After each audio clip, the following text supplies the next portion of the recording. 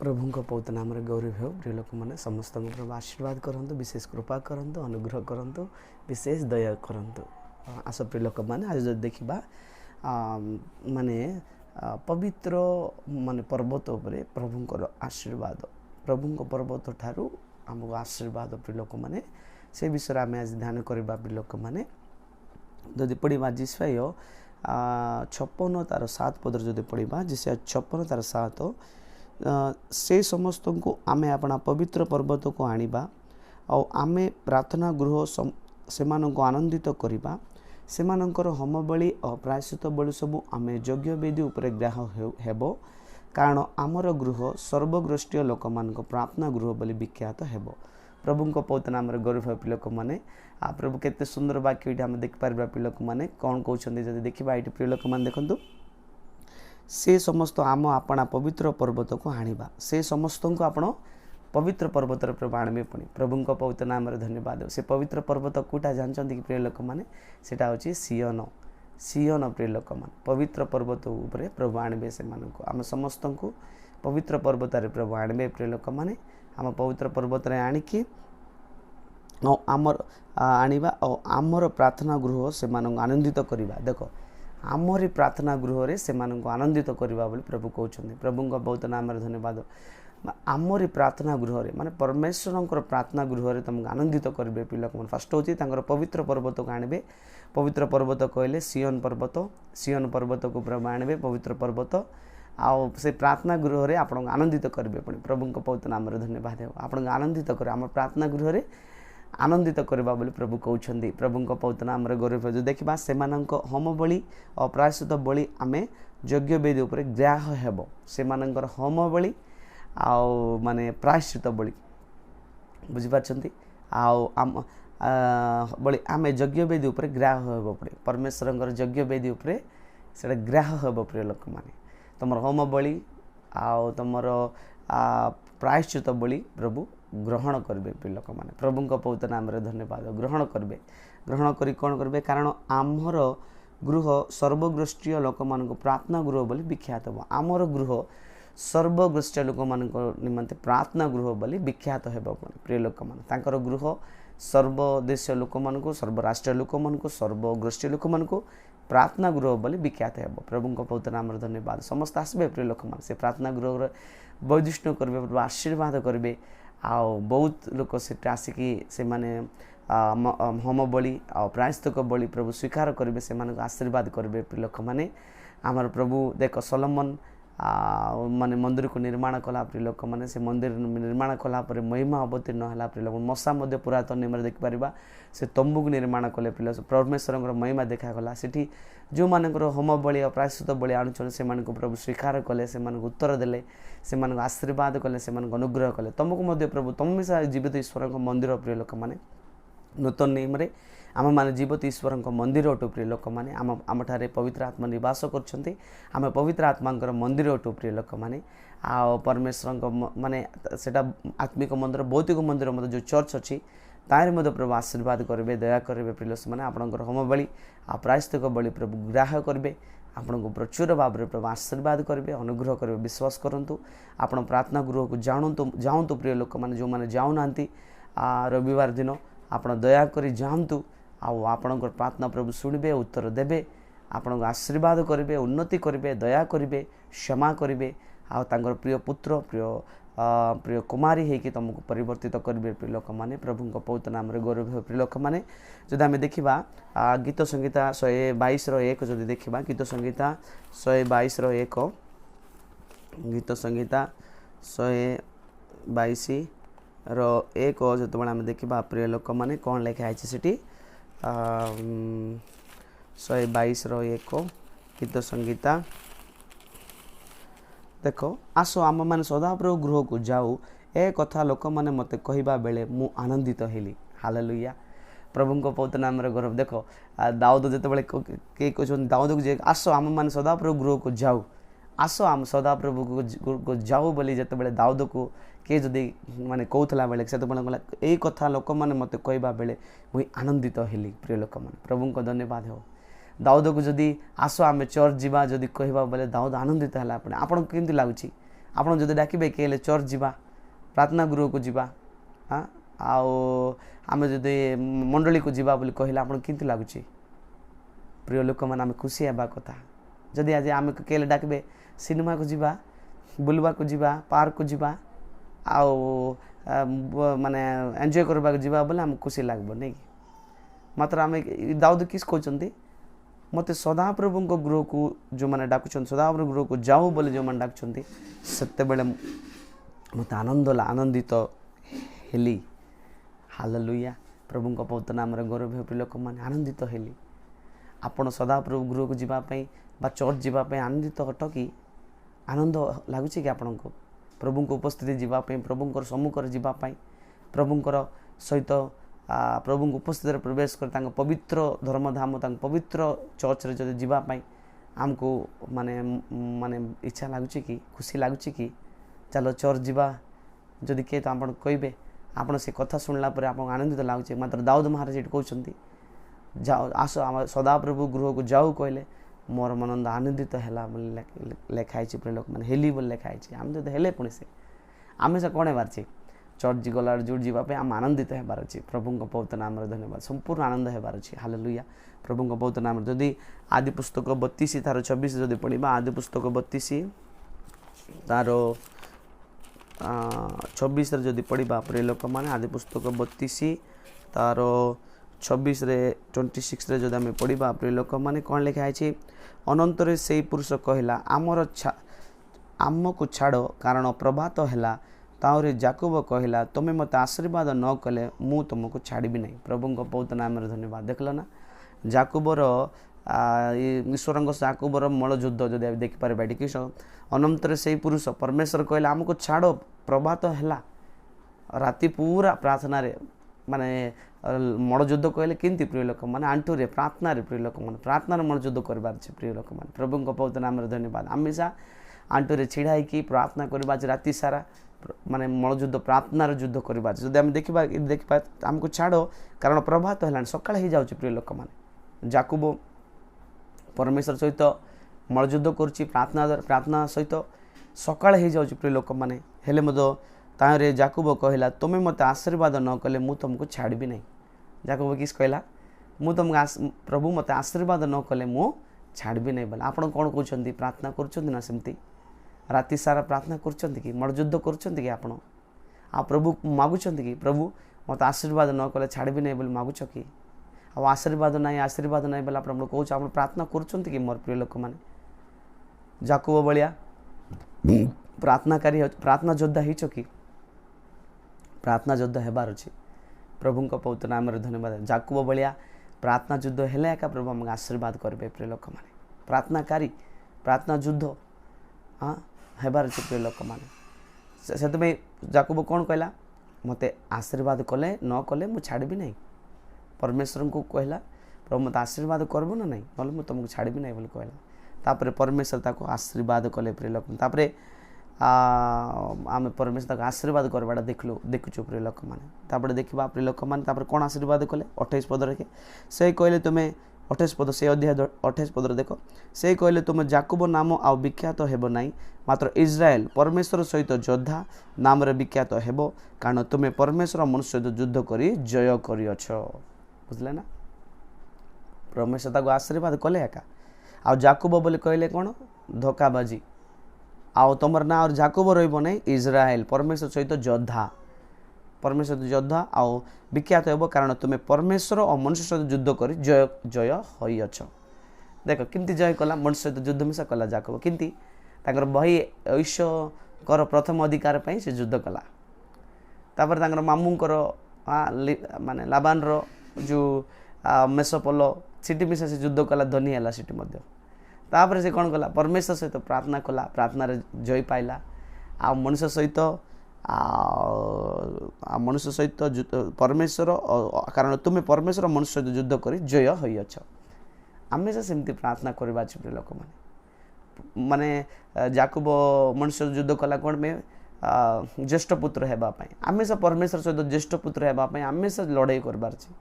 କେମିତି ଲଢ଼େଇ କରିବାର ଅଛି ବୋଲେ ମାଡ଼ଗୋଳ ନାହିଁ ପ୍ରିୟ ଲୋକମାନେ, ଆତ୍ମାରେ ବଢ଼ିବାର ଅଛି, ଜ୍ୟେଷ୍ଠ ପୁତ୍ର ହେବା, ଆଦି ଫଳ ହେବାର ଅଛି, ଆଗମନରେ ଉଠା ଯିବାର ଅଛି, ପ୍ରଥମ परमेश्वर प्रथम संतान हेबार अछि आम परमेश्वर आद्य संतान हेबार अछि आद्य फल हेबार अछि आम युद्ध करबार अछि प्रिय लोक मैंने केमती आत्मारे बढ़ापी अभिषेक बढ़ापी प्रार्थना बढ़ापी अन्य भाषा बढ़ापी आत्मिक फल बढ़ापी सामर्थ्य बढ़ापी शक्ति बढ़ापी परमेश्वर स्वर्गीय विषय बढ़ापी परमेश्वर स्वभाव में बढ़ापी परमेश्वर महिमार बढ़ापी परमेश्वर सामर्थ्य बढ़ापी आम से चेष्टा करबार प्रभु पवित्र नाम धन्यवाद धन धनवान है लाभान सहित युद्ध कर धनवान कि आम कौ धन ये सांसारिक धन पे आम लड़ाई करबार नहीं आत्मिक धन पर आम लड़ाई जो तुम धन से तुम मन बोली जीशु कहले आम आत्मिक धनवान होगापी आम लड़ाई करवा परमेश्वर सहित आम प्रार्थना योद्धा होगी परमेश्वर आशीर्वाद पाइबार सर्वप्रथम हूँ परमेश्वर आशीर्वाद पाइबार अच्छी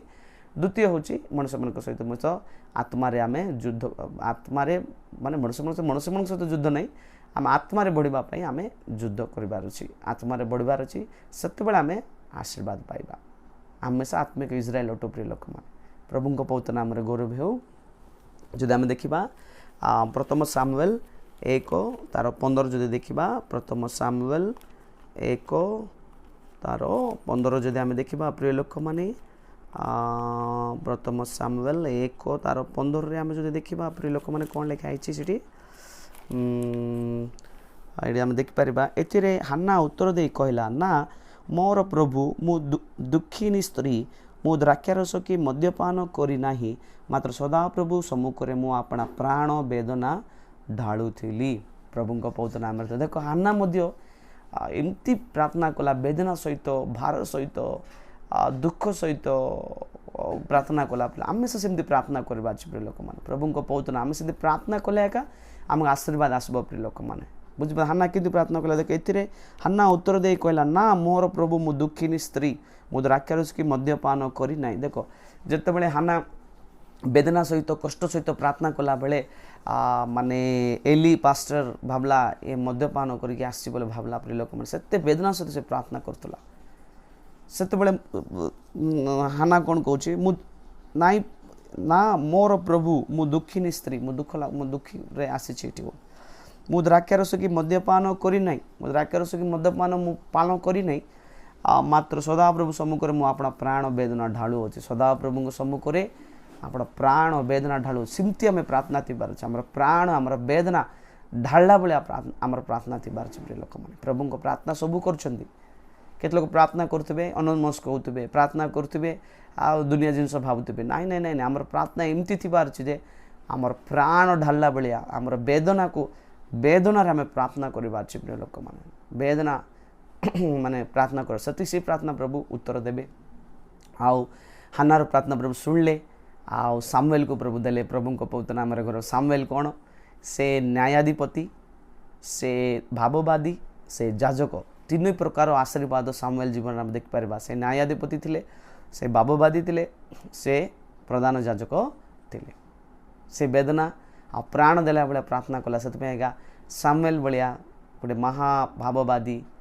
आउ न्याय विचारक आउ महाजाजक पुत्र संतान को से जन्म देला प्रभु पवित्र नाम गौरव प्रिय लोक मैंने प्रभु आम प्राण देला भाया वेदना ढाला भाया प्रार्थना करार अच्छी प्रभु पवित्र नाम धन्यवाद हो जदि आयुब को 42 आयुब 41 42 जदि आम देखा प्रिय लोक मैंने आम कौन देखिपार ये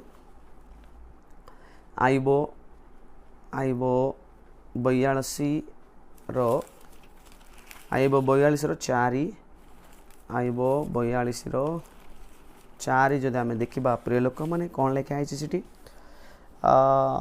विनय करुअछि शुण मु कथा कहबी मु तुमको प्रश्न करी आउ तुम्हें मते बुझाई दियो प्रभु ये कहते किसटा एवं संकीर्त माने से आम देखिपर प्रिय लोक मैंने मु कथा कहबी मते बुझाई दियो बोली आम देखिपर कौन 9 पद जो देखा प्रिय लोक मैंने ताहिरे तैमनीय इलिसाफ और सुहिय बिल्दद और नामाथिय और सफर जाई से प्रति सदाप्रभु आज्ञा प्रमाण कर्म कले पुणी सदाप्रभु आयुब को ग्राह कले बुझीपार ना प्रिय लोक मैंने आम देखिपर ये प्रिय लोक मैंने माने आयुब को ग्राह कले पुणी आयुब प्रार्थना ग्राह कले आउ से सांग मानक आशीर्वाद कले प्रभु आयुबर प्रार्थना को ग्राह्य कले प्रिय लोक मैंने से आयुबर प्रार्थना भाई आम प्रार्थना थी प्रभु पवित्र नाम गौरव प्रिय लोक मैंने 10 पदर जो देखा पुणी आयुब अपना मित्र मान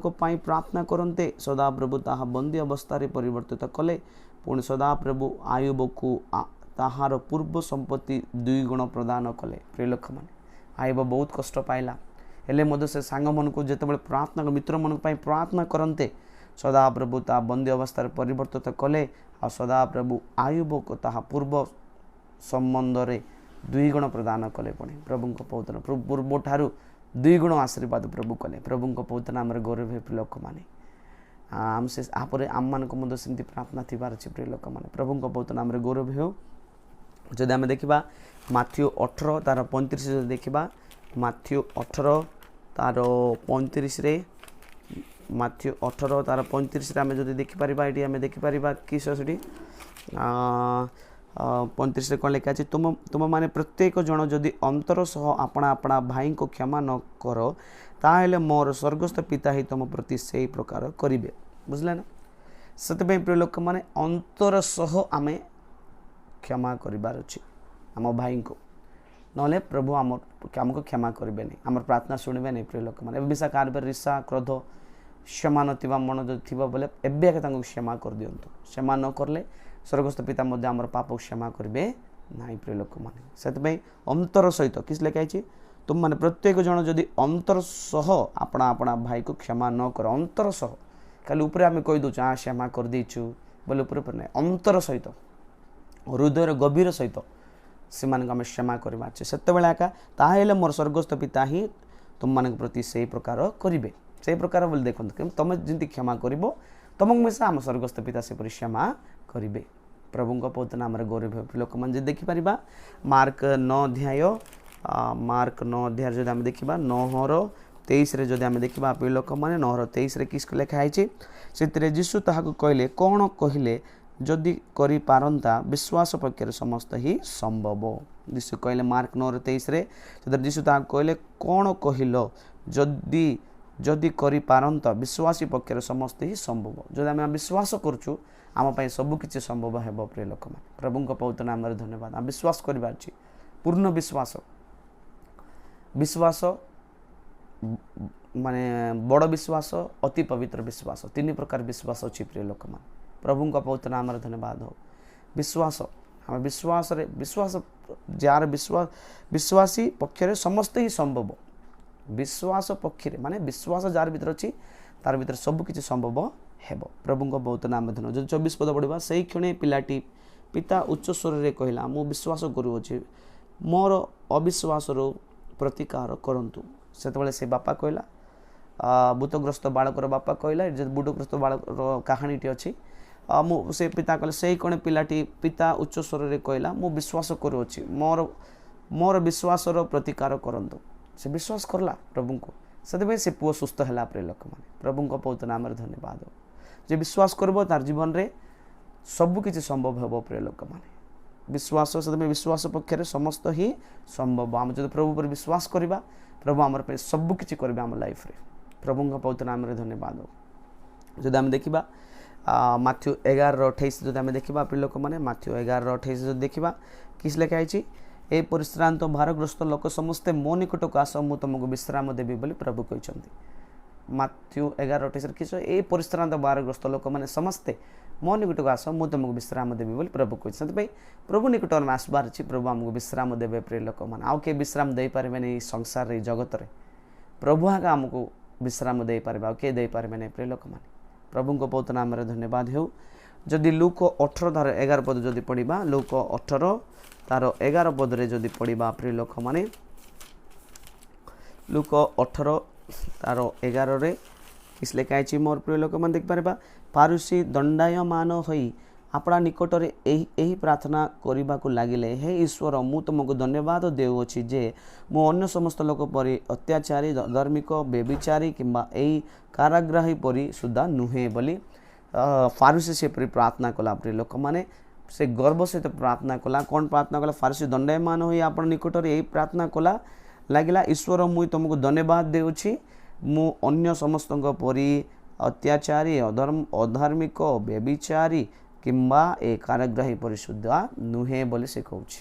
ସେଥିପାଇଁ ପ୍ରିୟ ଲୋକମାନେ ସେ ଯେଉଁ ଗର୍ବ ଦେଖାଇଲା, ସେଥିପାଇଁ ପରମେଶ୍ୱର ତାର ପ୍ରାର୍ଥନା ଶୁଣିଲେ ନାହିଁ। ପ୍ରିୟ ଲୋକମାନେ ଆଉ ଗୋଟେ କାରାଗ୍ରାହୀ ଯେଉଁଟା ଅଛି ତାର ପ୍ରାର୍ଥନା ପ୍ରଭୁ ଶୁଣିଲେ। ତାକୁ ସେ ନମ୍ର ହେଇକି ପ୍ରଭୁ ଛାତିରେ ପିଟେଇକି ସେ କହିଲା, ପ୍ରଭୁ ମୁଁ ପାପୀ, ମୋତେ ଦୟା କର ବୋଲି ସେ କହିଲା। ସେଥିପାଇଁ ପରମେଶ୍ୱର ସେ କାରାଗ୍ରାହୀକୁ ଦୟା କଲେ, କ୍ଷମା କଲେ, ଅନୁଗ୍ରହ କଲେ, ଚଲାଇଲେ। ମୋର ପ୍ରିୟ ଲୋକମାନେ ପ୍ରଭୁଙ୍କ ପବିତ୍ର ନାମରେ ଗୌରବ। ପ୍ରିୟ ଲୋକମାନେ ଯଦି ଦେଖିବା ଜିସାୟ 56 ମାନେ ଆମେ ପଢ଼ିଲୁ, ସେଥିପାଇଁ 56:7 ମିଶା ଆମେ ପଢ଼ିଲୁ। ପ୍ରିୟ ଲୋକମାନେ ଆମକୁ ପ୍ରଭୁ ଆଶୀର୍ବାଦ କରିବେ, ଦୟା କରିବେ, ଅନୁଗ୍ରହ କରିବେ, ଚଲାଇବେ। ପ୍ରଭୁ ଆପଣ ସମସ୍ତଙ୍କୁ ଆଶୀର୍ବାଦ କରନ୍ତୁ, ଅନୁଗ୍ରହ କରନ୍ତୁ, ଚଲାନ୍ତୁ। ପବିତ୍ର ପର୍ବତରେ ପ୍ରଭୁ ନେଇକି ଯାଆନ୍ତୁ, ପ୍ରଚୁର ଆଶୀର୍ବାଦ କରନ୍ତୁ, ଦୟା କରନ୍ତୁ। ଏ ଛୋଟ ବାକ୍ୟ ଦ୍ୱାରା ପ୍ରଭୁ ଗୌରବ ପାଆନ୍ତୁ। ପ୍ରେଜ୍ ଦ ଲର୍ଡ। ସମସ୍ତ